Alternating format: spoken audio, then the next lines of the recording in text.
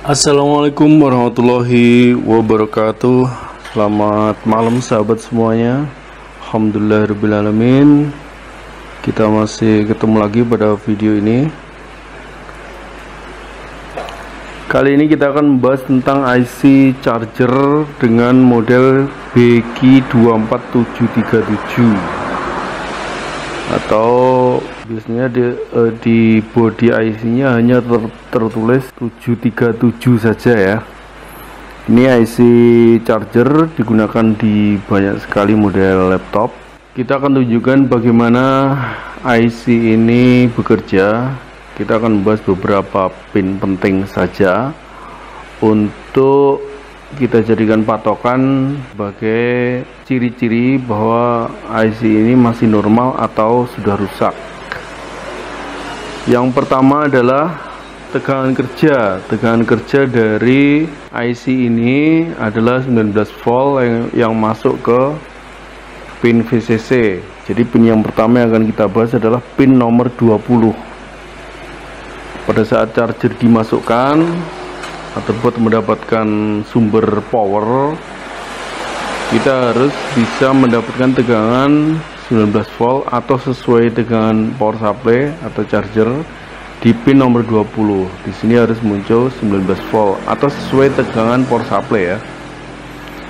Itu pin nomor 20. Kemudian yang kedua adalah pin nomor 6 AC dead. Ini harus ada tegangan, pada kondisi normal harus ada tegangan 2 volt lebih. Kalau pada skema ini kita ini tegangan pada AC dead pada kondisi normal adalah sekitar 2,5 volt. Itu diambil dari resistor divider ini ya, PR64 dan PR65. Sumbernya tetap dari Vin, dari power supply masuk ke pin nomor 6 AC dead melalui resistor divider. Maka pin nomor 6 ini harus muncul tegangan sekitar 2,5 volt. Tepatnya pada skema ini 2,497 volt. Kemudian pin yang ketiga ini adalah pin LDO. Pin LDO yang harus muncul sekitar 6 volt, yaitu pin nomor 16. Pin rack N ini harus muncul tegangan 6 volt. Ini LDO ya. Jadi ketika VCC mendapatkan sumber tegangan 19 volt, kemudian AC dead ada 2,5 volt, maka rack N ini harus muncul 6 volt ya, pin nomor 16. Jadi pin nomor 20 19 volt, pin nomor 6 2,5 volt, pin nomor 16 muncul 6 volt. Itu pada kondisi normal.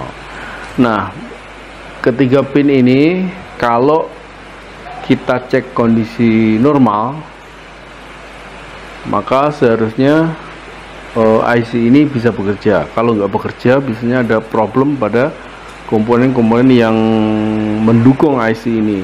Misalnya outputnya mungkin ada masalah atau ada masalah pada pin yang terhubung ke komponen tertentu. Misalnya yang terhubung ke baterai.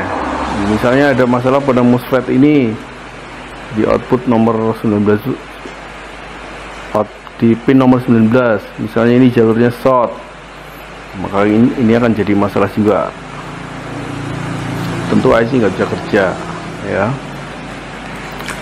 Jadi diulangi lagi, kalau VCC ini pada pin nomor 20 nggak ada tegangan, maka IC ini nggak mungkin bisa bekerja. Maka kita bisa analisa kenapa kok pin 20 nya nggak ada tegangan.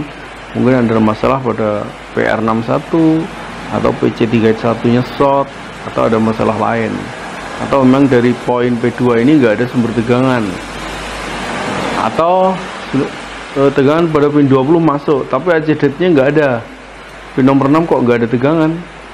Nah, kita cek kenapa kok nggak muncul tegangan pada pin 6 ya, ini dapat tegangan dari luar. Kemudian atau pin 20 normal ada tegangan, pin 6 ada tegangan juga, tapi kok rack N nya nggak ada tegangan, padahal rack N ini adalah tegangan LDO, output dari IC ini. Sini kok nggak ada tegangan 6 volt. Maka kita cek kalau jalur ini nggak short, nggak ada masalah, PC34 nya juga normal, ini PD5 juga normal, kok nggak ada tegangan. Nah, biasanya kalau demikian IC nya rusak, kita harus mengganti IC. Jadi ini adalah 3 pin penting pada IC BQ24737. Ini sama persis pada IC BQ24727 ya, ini 737. Kalau terpaksa kita nggak dapet IC ini, kita ganti pakai 727, bisa bekerja ya. Jadi demikian sobat semuanya, sedikit info saja tentang IC BQ24727. Pin penting yang bisa kita jadikan patokan untuk menentukan IC ini normal atau tidak. Semoga bermanfaat. Ketemu lagi pada video yang akan datang. Wassalamualaikum warahmatullahi wabarakatuh.